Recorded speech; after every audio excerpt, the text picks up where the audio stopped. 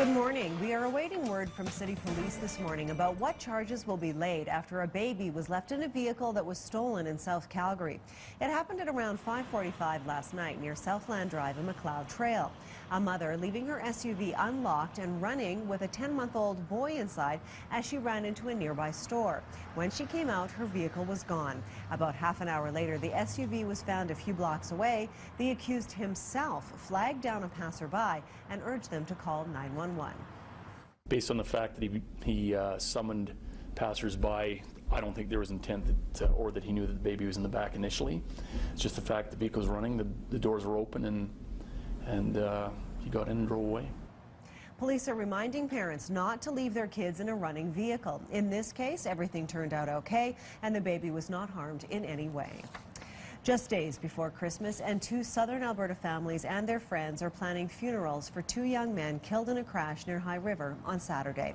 20-year-old Eli Egley-Goslin and 19-year-old Carter Corrigan were childhood friends, both from the Blackie area east of High River. Goslin was the captain of the High River Flyers and described by those who knew him as a true leader on and off the ice. His teammates gathering at the High River Arena yesterday, remembering Goslin and Corrigan, who was a student of U of A.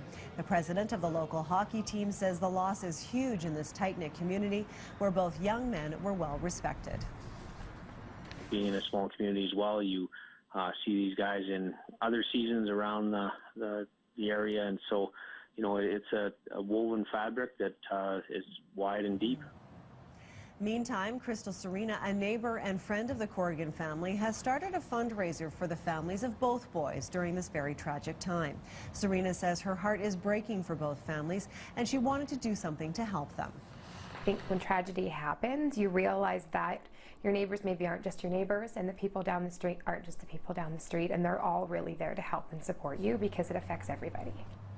If you want to make a donation, just go online and search "In Loving Memory of Carter Corrigan." If you are a last-minute shopper, you know how it goes. You procrastinate and procrastinate until it's almost too late, then shop like crazy to buy all those gifts.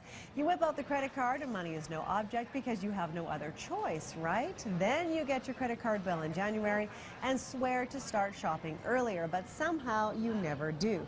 But you can still save money at the last minute. Stick to your budget. Hit the internet, not to online shop, it's too late for that, but for coupons, sites like Groupon.com. Stay away from the mall, go local and independent, those small boutiques. Donate your time or skills instead of spending money. And consider donating to a charitable organization in the name of your family member or friend. Experts say there are a lot of ways to give gifts to loved ones without breaking the bank. Twitter users here in Calgary can control the lights on a holiday display in New Jersey. Your tweets will turn on a 9-foot Christmas tree menorah and over 1,000 LED lights at Oxford Communications in Lambertville. Your tweets will also turn them off. The company says it designed the display with the intention to help charities, towns, and businesses to develop awareness and fundraising campaigns. Tweet #brilliant, #twinkle to @oxmas_tree. That's to light the display. To turn it off, tweet #figgy-pudding. Time to focus on business now. Oil and gas still front and center as 2014 comes to a close. Business editor Mike Eppel joins us now. Mike, it's a short trading week for Bay Street. What are we looking for? Well, we were expecting a little bit of a pullback actually in the opening trades this morning, Leah. That is not, however, the case, because we've got the TSX Composite Index climbing for a 5th consecutive day. Now, keep in mind, the Canadian Benchmark Stock Index last week had its best single-week performance since 2009. In 4 trading days out of 5, it gained over 700 points, 5.3% or thereabouts. So we thought maybe we'd come in today, see a little bit of profit-taking, maybe a cooling of the energy sector because the price for oil is down this morning, as is natural gas. But the buyers are back in. We'll see if it holds. The Santa Claus rally, we sometimes see this leading into the holiday break that investors do some buying late in the year. And that's certainly the case so far today. Same thing on Wall Street, where the Dow Jones last week gained 3%, and it's climbing in the early trade as well this morning. Now, I mentioned the price for oil because we saw a little bit of buying activity last week, up to just north of $57 a barrel.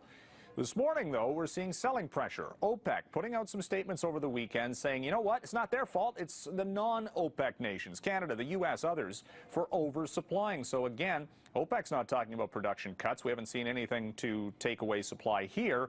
Price for oil down again by just over 1% so far this morning, losing just over $1 per barrel. Natural gas, quite the sell-off there. It's down over 7% to start the trading week at a 2-year low, $3.22 per million BTU. Nat gas, it's typically affected by the weather forecast. And what do we have on the eastern seaboard? Warm weather heading into Christmas, so maybe not as much demand for natural gas, at least not in the short term.